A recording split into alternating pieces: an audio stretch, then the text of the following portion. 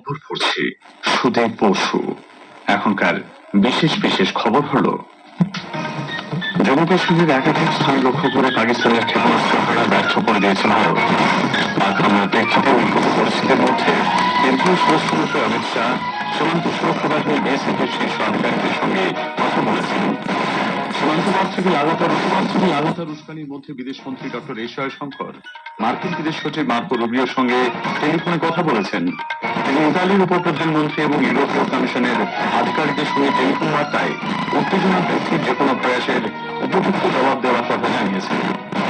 উদ্ভূত পরিস্থিতির প্রেক্ষিতে সমস্ত স্তরের কর্মী আধিকারিকদের ছুটি বাতিল করেছে কয়েকটি রাজ্য। মার্কিন ধর্মযাজক রবার্ট ফ্রান্সিস পিটোস্ট নতুন পোপ নির্বাচিত হয়েছেন। বিশ্বকবি রবীন্দ্রনাথ ঠাকুরের ১৬৪তম জন্মবার্ষিকী আজ নানা অনুষ্ঠানের মধ্যে দিয়ে পালিত হচ্ছে। আসছি বিস্তারিত খবরে। জম্মু কাশ্মীরের সাতোয়ারির সামনা আরিসপুরা এবং আর্নিয়া সেক্টর লক্ষ্য করে পাকিস্তানের ক্ষেপণাস্ত্র হানা ব্যর্থ করে দিয়েছে ভারত। গত রাতে ৮টি ক্ষেপণাস্ত্র ছোড়ে পাক বাহিনী। প্রতিরক্ষা বাহিনীর পক্ষ থেকে জানানো হয়েছে সবকটি ক্ষেপণাস্ত্রই ভারত নিষ্ক্রিয় করে দিয়েছে। জম্মুর এই হামলা ইসরায়েলে হামাসের আক্রমণের ধাঁচে করা হয় বলে সূত্রের খবর। পাকিস্তানি গুপ্তচর সংস্থা আইএসআই এবং হামাস গত মাসে পাক অধিকৃত কাশ্মীরে এক বৈঠকে মিলিত হয়। আকাশবাণী সংবাদদাতা জানাচ্ছেন, জম্মু, পাঠানকোট, উধমপুরে আন্তর্জাতিক সীমান্তবর্তী সামরিক ঘাঁটিগুলি লক্ষ্য করে পাকিস্তান ক্ষেপণাস্ত্র ও ড্রোন নিক্ষেপ করে। তবে ভারতীয় সশস্ত্র বাহিনী তা প্রতিহত করেছে। কোনো ক্ষয়ক্ষতি বা হতাহতের খবর নেই। প্রতিরক্ষা বাহিনীর পক্ষ থেকে জানা গেছে, পশ্চিমাঞ্চলের বেশ কিছু জায়গায় আকাশে ড্রোন উড়তে দেখা যায়। সেগুলি হামলার উদ্দেশ্যে ব্যবহার করা হয়েছিল বলে জানা গেছে। তবে ভারতের পক্ষ থেকে ক্রমাগত নজরদারির কারণে সেই উদ্দেশ্য সফল হয়নি। এর মধ্যে জম্মু কাশ্মীরের সাম্বা জেলায় আন্তর্জাতিক সীমান্ত এলাকায় বিএসএফ গত রাতে অনুপ্রবেশের চেষ্টা ব্যর্থ করে দিয়েছে। পাঞ্জাবের সশস্ত্র বাহিনী গত রাতে পাঠানকোট, জলন্ধর, অমৃতসর এবং ভাটিন্ডা সহ কয়েকটি স্থানে পাকিস্তানের আক্রমণের একাধিক চেষ্টা ব্যর্থ করেছে। জলন্ধর, পাঠানকোট ও ভাটিন্ডা সহ কয়েকটি জেলার ডেপুটি কমিশনার ও পুলিশ প্রধানরা জানিয়েছেন যে ড্রোনের মতো হাতিয়ার ব্যবহার করা হলেও সশস্ত্র বাহিনী সেগুলি নিষ্ক্রিয় করে দিয়েছে। এখনো পর্যন্ত কোনো ক্ষয়ক্ষতির খবর মেলেনি। ভারতীয় সশস্ত্র বাহিনী গতকাল পাকিস্তানের বিভিন্ন স্থানে বিমান প্রতিরক্ষা রেডার এবং সিস্টেম লক্ষ্য করে হামলা চালিয়েছে। প্রতিরক্ষা মন্ত্রকের তথ্য অনুযায়ী লাহোরে একটি বিমান প্রতিরক্ষা সিস্টেম নিষ্ক্রিয় করা হয়েছে। পাকিস্তানের হামলার সমপরিমাণ জবাব ভারতীয় বাহিনী দিয়েছে বলেও মন্ত্রক জানিয়েছে।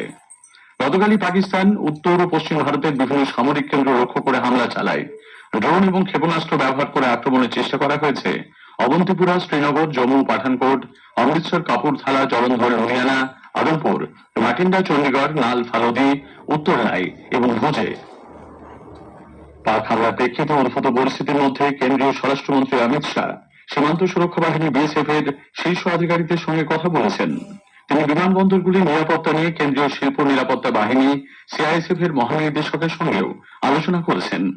এদিকে গতকাল একটি বিশেষ সাংবাদিক বৈঠকে বিদেশ সচিব বিক্রম মিশ্রি বলেন, নতুন দিল্লির উদ্দেশ্য কখনোই উত্তেজনা তৈরি করা নয়, আর সে কারণে শুধুমাত্র পাকিস্তানের সন্ত্রাসবাদী পরিকাঠামোগুলোতেই আঘাত করা হয়েছে।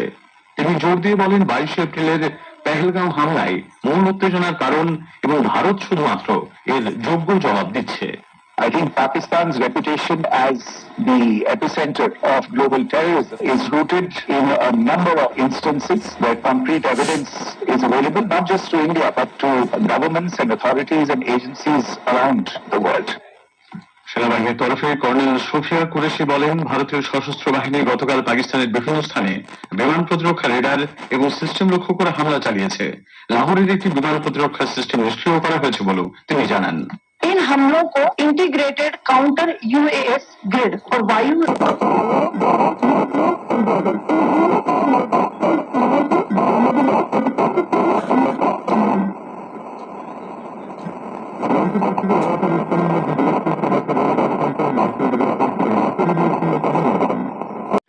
কড়া জবাব দেওয়া হবে। তিনি ইউরোপীয় ইউনিয়নের বিদেশ ও নিরাপত্তা নীতি বিষয়ক দায়িত্বপ্রাপ্ত আধিকারিক কাজা কালাসের সঙ্গেও চলতি পরিস্থিতি নিয়ে আলোচনা করেন। গুজরাতে আন্তর্জাতিক সীমান্তে উদ্ভূত পরিস্থিতি নিয়ে গতকাল গান্ধীনগরে এক উচ্চ পর্যায়ের বৈঠক হয়েছে। স্বরাষ্ট্র প্রতিমন্ত্রী হর্ষ সাংঘি গতকাল কচ্ছ, পাটান এবং বনাসকাঁথার জেলা শাসকদের সঙ্গে টেলিফোনে কথা বলেন। সতর্কতামূলক ব্যবস্থা হিসেবে ভুজ, রাজকোট সহ রাজ্যের 6টি বিমানবন্দর বন্ধ করে দিয়েছে প্রশাসন। এদিকে পাকিস্তানের দিক থেকে সাম্প্রতিক আক্রমণের প্রেক্ষিতে কিষানগড়, ভুন্তার ও লুধিয়ানা বিমানবন্দর বন্ধ করে দেওয়া হয়েছে। এর আগে রাজস্থান, পাঞ্জাব, জম্মু কাশ্মীর, চণ্ডীগড় ও হিমাচল প্রদেশেও বেশ কিছু বিমানবন্দর বন্ধ করে দেওয়া হয়। এদিকে অসামরিক উড়ান চলাচল মন্ত্রক দেশ জুড়ে সমস্ত বিমানবন্দর বন্ধ করে দেওয়া হয়েছে বলে সংবাদ মাধ্যমে প্রকাশিত খবর ভিত্তিহীন বলে খারিজ করে দিয়েছে। জম্মুর পাঠানকোট কিংবা রাজৌরিতে আত্মঘাতী জঙ্গি হানার খবর ভুয়ো বলে সরকার জানিয়েছে। প্রতিরক্ষা বিভাগ সূত্রে জানানো হয়েছে যে কোন পক্ষ থেকে এখনো ট্যাঙ্কের ব্যবহার করা হয়নি। সরকার পাকিস্তানে তৈরি ওয়েব সিরিজ, ফিল্ম এবং অন্যান্য কন্টেন্ট ওটিটি প্ল্যাটফর্ম এবং মিডিয়া চ্যানেল থেকে সরিয়ে দেওয়ার জন্য বলেছে। অবিলম্বে এই নির্দেশ কার্যকর হয়েছে। তথ্য ও সম্প্রচার মন্ত্রকের পক্ষ থেকে গতকাল এক নির্দেশিকা জারি করে সংশ্লিষ্ট পক্ষগুলিকে জানানো হয়েছে, পেহেলগাঁও জঙ্গি হামলার প্রেক্ষিতে জাতীয় নিরাপত্তার স্বার্থেই এই সিদ্ধান্ত। দিল্লি সরকার পরবর্তী বিজ্ঞপ্তি না দেওয়া পর্যন্ত সমস্ত কর্মী ও আধিকারিকদের ছুটি বাতিল করেছে।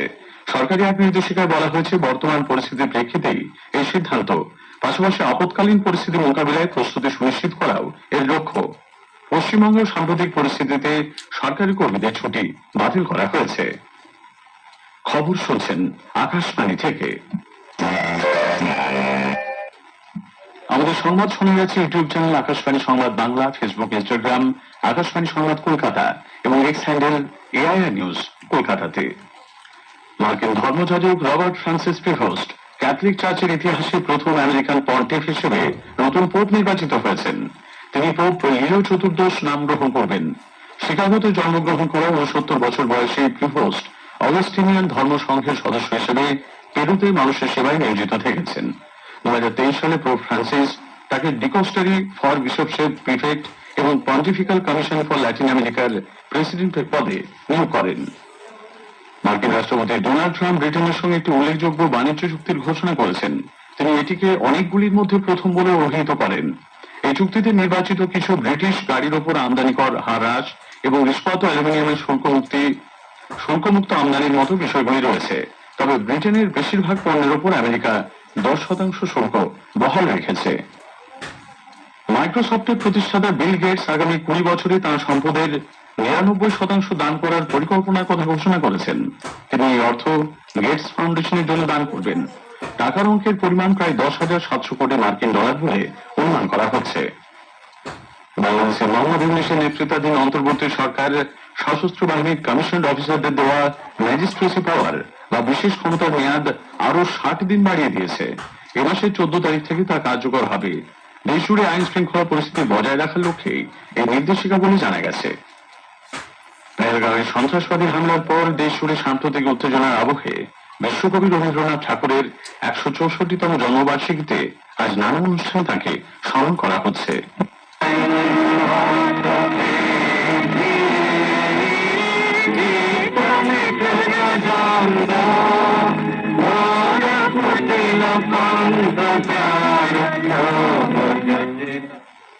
পশ্চিমবঙ্গ সরকারের উদ্যোগে মূল অনুষ্ঠানটি হবে বিকেলে কলকাতার রবীন্দ্র সরোবর ক্যাথিড্রাল রোডে।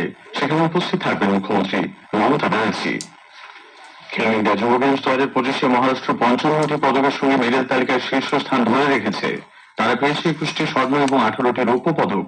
11টি সোনা সহ রাজস্থান দ্বিতীয় স্থানে রয়েছে এবং 10টি স্বর্ণ পদক নিয়ে কর্ণাটক রয়েছে তৃতীয় স্থানে। আজ গেমসের ষষ্ঠ দিনে সেপাক তাকরাও, বাস্কেটবল, শুটিং, রাগবি এবং খোখোতে বেশ কয়েকটি পদক নির্ধারিত হবে। আইপিএল ক্রিকেটে আজ Lucknow super giants royal Challengers বেঙ্গালুরুর বিরুদ্ধে খেলবে। লখনৌয়ের একানা ক্রিকেট স্টেডিয়ামে খেলা শুরু হবে সন্ধ্যে 7:30টায়। ভারত পাকিস্তান সীমান্তে উত্তেজনার প্রেক্ষিতে গতরাতে ধর্মশালায় আইপিএল এর ম্যাচটি বাতিল করা হলেও আজকের ম্যাচটি আপাতত নির্ধারিত সূচি অনুযায়ী হবে। শেষ করার আগে খবরের বিশেষ কিছু অংশ আরো একবার। জম্মু কাশ্মীরের একাধিক স্থান লক্ষ্য করে পাকিস্তানের ক্ষেপণাস্ত্র হামলা ব্যর্থ করে দিয়েছে ভারত। পাক হামলার প্রেক্ষিতে উদ্ভূত পরিস্থিতির মধ্যে কেন্দ্রীয় স্বরাষ্ট্রমন্ত্রী সীমান্ত সুরক্ষা বাহিনীর শীর্ষ আধিকারিকদের সঙ্গে কথা বলেছেন। খবর শেষ হলো, পরে শুনুন স্থানীয় সংবাদ।